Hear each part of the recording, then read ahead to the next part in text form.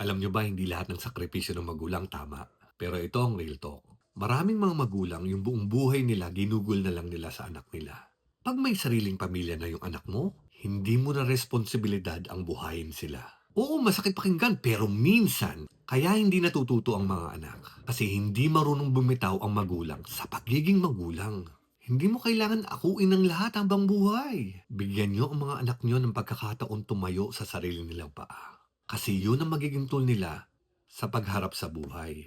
At ikaw bilang magulang, pinapayagan ka ng Diyos para i-enjoy ang bunga ng pinaghirapan mo. Habang may oras ka pa, habang kaya pa ng katawan mo, habang kaya pa ng puso mo. It's about time na unahin mo at pasayahin mo ang sarili mo. Hindi pagiging selfish yan kasi deserve mo rin yan. And remember, hindi ka masamang magulang pag bumitaw ka.